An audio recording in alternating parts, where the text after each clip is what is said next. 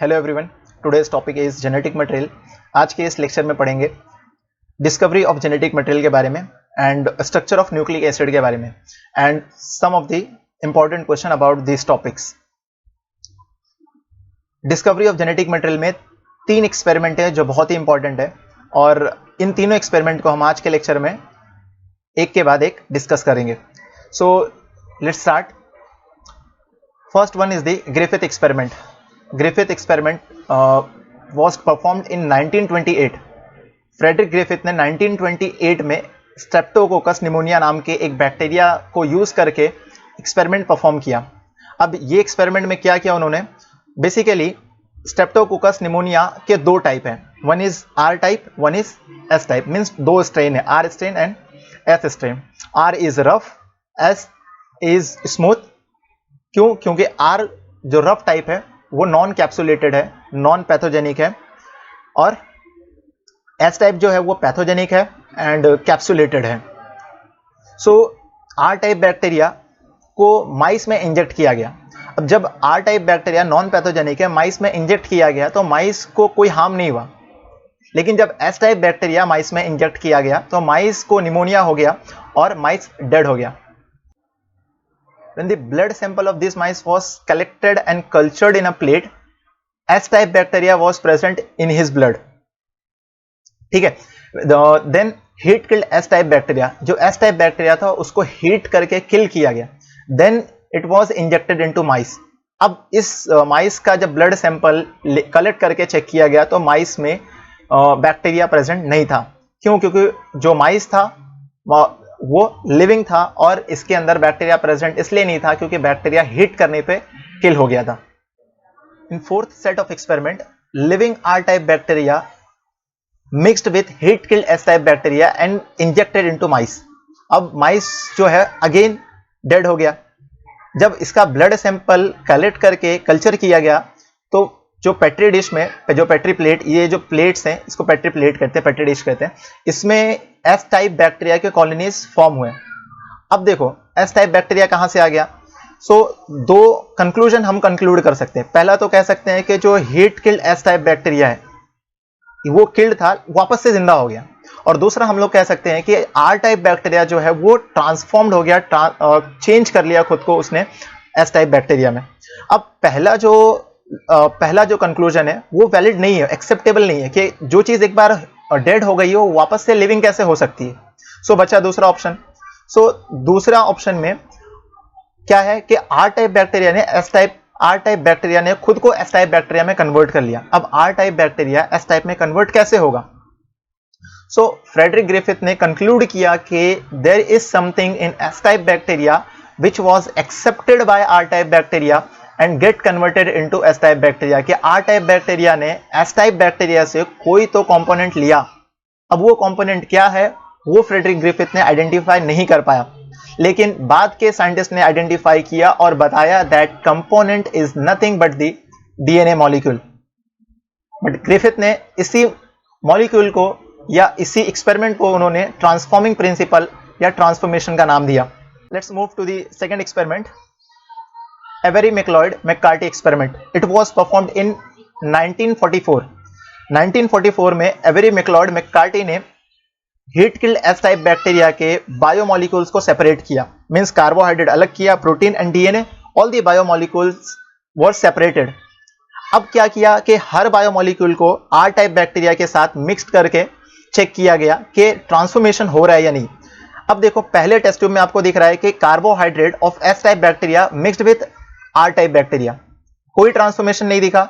इसका मतलब क्या हुआ कि कार्बोहाइड्रेट के वजह से ट्रांसफॉर्मेशन नहीं होता है। देन प्रोटीन के साथ भी सेम एक्सपेरिमेंट रिपीट किया गया, again R type bacteria was R type bacteria, कोई ट्रांसफॉर्मेशन नहीं हुआ। It means that R type bacteria का ट्रांसफॉर्मेशन प्रोटीन की वजह से नहीं हुआ था।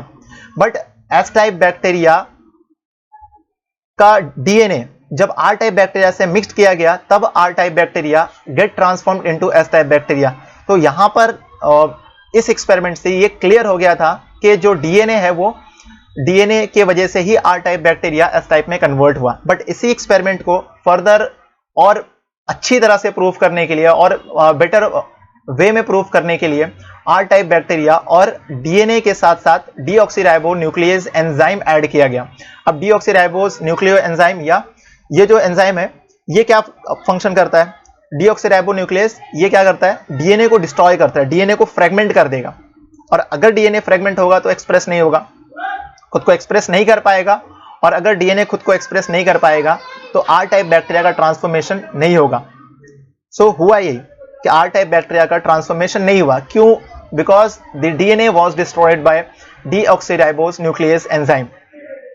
सो इस तरह से एवरी मैक्लॉयड मैककार्टी ने एक्सपेरिमेंटली ये प्रूव कर दिया कि transforming principle was nothing but the DNA molecule.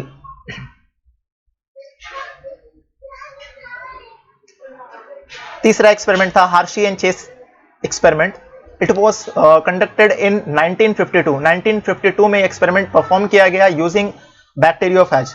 Now what is bacteriophage? Bacteriophage is a virus which infect the bacteria. Bacteriophage is made up of only two component, one is DNA, other is protein. अब देखो इसका life cycle इस तरह से है कि bacteriophage bacteria को infect करता है और एक अपने बॉडी का एक मॉलिक्यूल उस ई कोलाई के बॉडी में ट्रांसफर कर देता है। अब जो ट्रांसफर हुआ वही जेनेटिक मटेरियल है, लेकिन वो है क्या? जो ट्रांसफर हुआ वो डीएनए है या प्रोटीन है, ये हमको आइडेंटिफाई करना है।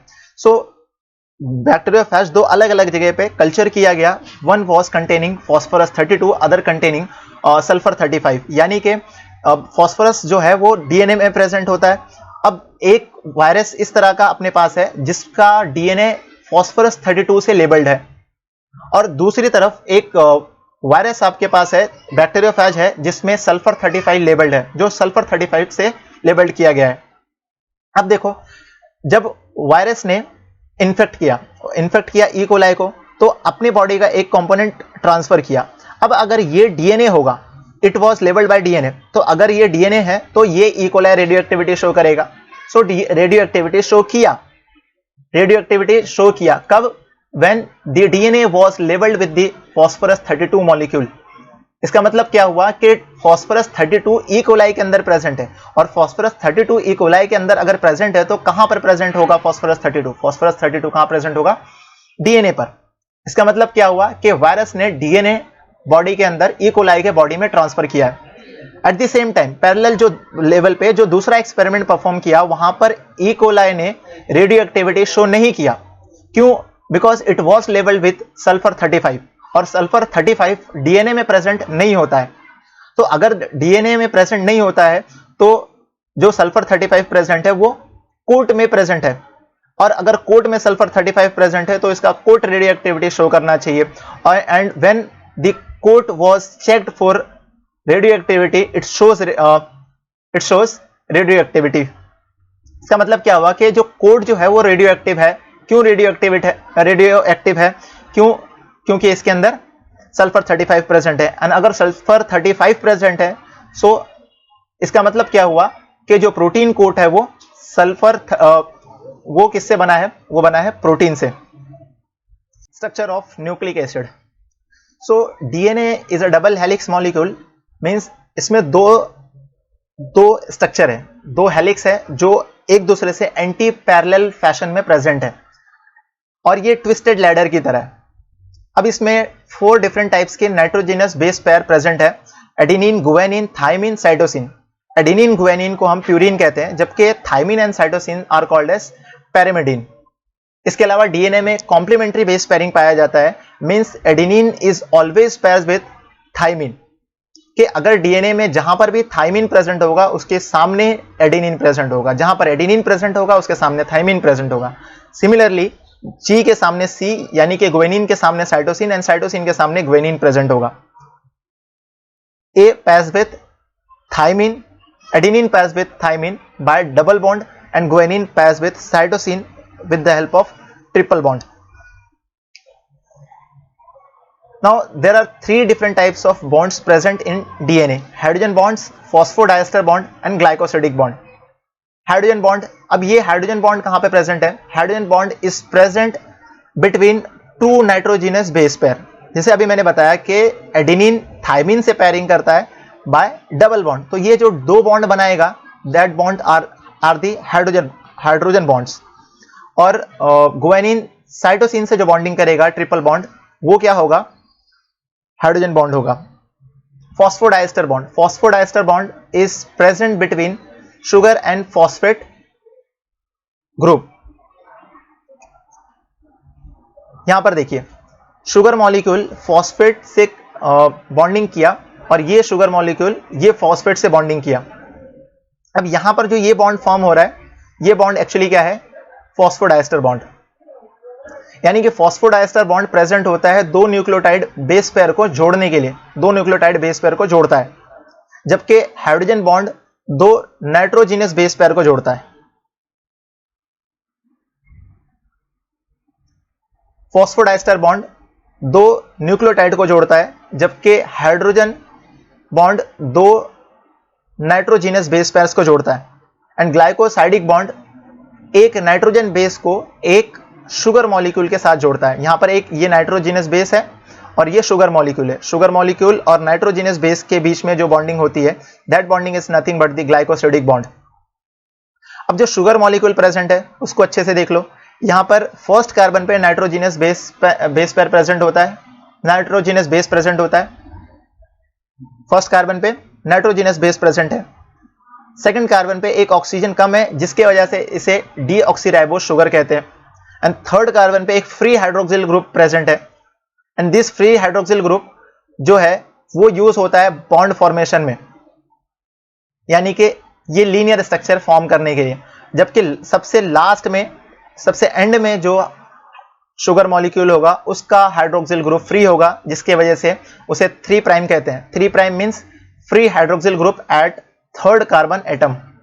जबकि फिफ्थ जो कार्बन है, फिफ्थ कार्बन पे फॉस्फेट ग्रुप प्रेजेंट होता है जो फॉस्फोडाइस्टर बॉन्ड फॉर्मेशन में हेल्प करता है। और सबसे ऊपर जो मॉलिक्यूल होगा उसके फॉस्फेट ग्रुप का, उसका फॉस्फेट ग्रुप फ्री होगा, जिसकी वजह से उसे 5 प्राइम एंड कहते हैं। Now come to the dimension point. एक कॉइलिंग में, एक डीएनए का एक कॉइलिंग 34 एंगस्ट्रॉम का होता है, यानी कि उसका लेंथ जो होगा वो 34 एंगस्ट्रॉम का होगा और उसमें 10 बेस पेयर्स प्रेजेंट होते हैं। 10 बेस पेयर्स 34 एंगस्ट्रॉम, तो दो बेस पेयर के बीच का जो डिस्टेंस होगा वो कितना होगा, 34 divide by 3.4, it will be 10। So 10 base pairs present होता है 34 एंगस्ट्रॉम लेंथ में। अब अगर ह्यूमन डीएनए 2 मीटर लॉन्ग है, 2 मीटर लंबा है, तो उसमें कितने बेस पेयर्स होंगे? It's your homework, try to calculate, we will discuss in next lecture. Now there are two types of RNA. One is genetic RNA, one is non-genetic RNA.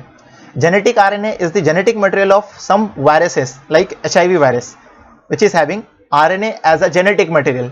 जबकि non-genetic RNA are of 3 types: mRNA, tRNA and rRNA. So these 3 are the non-genetic RNA. Here I have listed RNA and their function.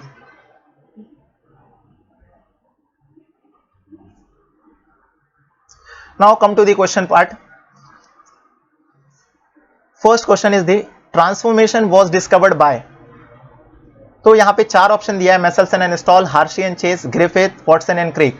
सो हर एक scientist का work आपको पता होना चाहिए। Meselson and stall ने क्या परफॉर्म किया? They performed experiment using E coli to identify the semi conservative nature of replication. Hershey and Chase ने बैक्टीरियोफेज यूज किया एंड डीएनए जो है वो जेनेटिक मटेरियल है, इसको कंफर्म किया। जबकि ग्रिफिथ ने ट्रांसफॉर्मेशन प्रिंसिपल डिस्कवर किया, यानी कि स्ट्रेप्टोकोकस निमोनिया पे एक्सपेरिमेंट परफॉर्म किया। And Watson and Crick propose the double helical structure of DNA. So answer is C, Griffith. Griffith identify the transformation principle. Second question, the final proof of DNA as a genetic material comes from the experiment. DNA genetic material है, इसका final proof किसने दिया? So already we have discussed, the final proof was given by Hershey and Chase. अब देखो यहां पर हार्शी and Chase ने क्या काम किया पता है? हार्शी एंड चेस ने फाइनल प्रूफ दिया। एवरी मैक्लॉयड मैककार्टी ने ट्रांसफॉर्मिंग प्रिंसिपल डीएनए है ये आइडेंटिफाई किया, एंड ग्रिफिथ ने ट्रांसफॉर्मिंग प्रिंसिपल आइडेंटिफाई किया था। One more option is Hargobind Singh Khorana. तो इन्होंने क्या किया? इन्होंने इन्होंने क्या किया, जेनेटिक कोड के ऊपर स्टडी किया, जेनेटिक कोड के बारे में इंफॉर्मेशन प्रोवाइड किया. We will discuss about him in translation part. Third question, the transformation principle of pneumococcus as found out by Avery MacLeod and McCarty was, यानी कि transformation principal जो है निमोनोकोकस, जिसको हम लोगों ने स्ट्रेप्टोकोकस कहा, which is also called as diplococcus, वो ट्रांसफॉर्मिंग प्रिंसिपल क्या था जो एवरी मैक्लॉयड मैककार्टी ने आइडेंटिफाई किया? वो आरएनए था, इट वाज डीएनए, और इट वाज प्रोटीन, और it was polysaccharide. What was that?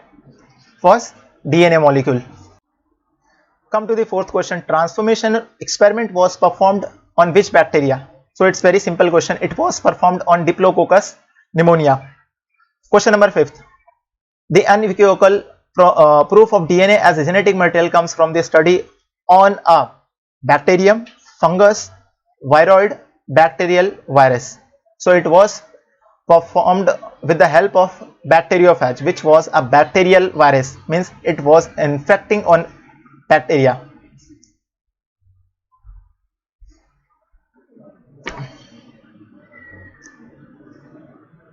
Come to the fifth question. The unequivocal proof of DNA as a genetic material comes from the study on a bacterium, fungus, viroid, or bacterial virus. So it's very simple. It was studied with the help of bacteriophage, which is a bacterial virus. Sixth question. Pneumococcus experiment proved that. क्या proof हुआ? DNA is the genetic material, bacteria undergo binary fusion, bacteria do not reproduce sexually, और RNA sometime controls the production of DNA and protein. So DNA is the genetic material. It is the right answer. Question number 7. A nucleotide is formed by purine, pyrimidine, phosphate, purine, sugar, phosphate, nitrogen, base, sugar, phosphate, pyrimidine, sugar, and phosphate. So a nucleotide is formed by one nitrogenous base, one sugar, and phosphate group. So answer is C. Question number 8. A nucleotide arrangement in DNA can be seen by which technique? X-ray crystallography, electron microscope, ultracentrifuge, light microscope. So answer is X-ray crystallography. The eukaryotic genome from the prokaryote genome because the eukaryotic genome differ from the prokaryotic genome because gene in the former case are organized into operon. Former case means eukaryotic. तो eukaryotic में operon होता है. It is wrong. Operon is present in prokaryotes. So first statement is wrong. The DNA is complexed with histone in prokaryotes. This statement is also wrong because histone is present in eukaryotic cell. Histone is present in chromosomes and chromosomes are present in eukaryotic cell.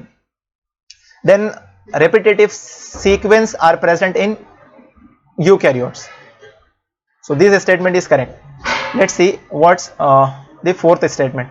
DNA is circular and single stranded in prokaryote. DNA जो है वो single stranded है and circular है prokaryote में, which is wrong. DNA is circular but not single stranded in prokaryotes.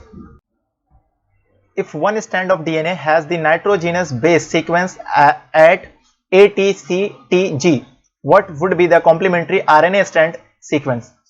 So as we know, DNA में adenine present होता है, जबकि आरएनए में एडेनिन के सामने जब आरएनए फॉर्म होगा तो एडेनिन के सामने जो ज्वाइनिंग होगी वो थाइमिन की नहीं यूरासिल की होगी. सो ए का जो सामने फॉर्म होगा वो यूरासिल फॉर्म होगा and uracil in only one option uracil is present, so answer is B. 11. Which one of the following pair of nitrogenous base of nucleotide is wrongly matched? Wrong matched है, ठीक है. We have to identify wrong one. Thymine and uracil. Now we know adenine and guanine are the purine and thymine and cytosine are the pyrimidine. And also uracil is also pyrimidine. So thymine and uracil are the pyrimidine. Uracil and cytosine also pyrimidine. Both A and B are correct. Guanine and adenine are the purine. Adenine and guanine, purine is also correct. Adenine and thymine, adenine is a double ring compound, thymine is a single ring compound, purine, this statement is wrong, ये गलत है, D is wrong. Question number 12, which one of the following is not applicable to RNA? RNA के लिए applicable क्या नहीं है? 5 prime phosphoryl and 3 prime hydroxyl end means 5 prime 3 prime end, 5 prime 3 prime end is also present in DNA and RNA also. Heterocyclic nitrogenous bases, heterocyclic means one is containing double ring, one is containing single ring. As we know, purine are double ring compound and pyrimidines are the single ring compound. Both purines and pyrimidines are present in DNA, also in RNA. So heterocyclic nitrogenous bases are present in RNA. Chargaff rule, Chargaff rule means complementary base pairing. RNA, all the time RNA doesn't show complementary base pairing, that's why Chargaff rule is not applicable to RNA. The ratio of purine and pyrimidine is not equals to 1 in RNA. So RNA जो है वो Chargaff rule follow नहीं करता है. Complementary base pairing, yeah, complementary base pairing it can show when it form loop or it get coiled upon itself, then it will form complementary base pairing. Chargaff rule are applicable to, so Chargaff rule जो है वो single standard चाहे RNA हो या DNA हो, single standard के लिए कभी भी एप्लीकेबल नहीं होता है. सो single single single single standard 3 option है, तीनों निग्लेक्ट कर दो, तीनों अवॉइड कर दो, answer will be double standard DNA. Question number 14, a bacterium grown over medium having radioactive sulphur 35 incorporate radioactivity in. Sulphur 35 अगर प्रेजेंट है तो रेडियोएक्टिविटी किस कंपोनेंट में शो होगा? कार्बोहाइड्रेट में, प्रोटीन में, DNA और RNA. अब हमें पता होना चाहिए कि इनमें से कौन सा कंपोनेंट है जिसमें सल्फर प्रेजेंट होता है. तो कार्बोहाइड्रेट में सल्फर प्रेजेंट नहीं होता है, DNA में नहीं होता है क्योंकि ऑलरेडी हम लोगों ने हार्शी एंड चेस पढ़ा है एक्सपेरिमेंट. RNA में भी नहीं होगा. सो बचा क्या? प्रोटीन. हार्शी एंड चेस में we have studied sulphur 35 present in protein molecule. Question number 15, the two strand of double helix model of DNA are held together by hydrogen bond between. Hydrogen bond किसके बीच में form होता है? We have already discussed the hydrogen bond is formed between two nitrogenous basis.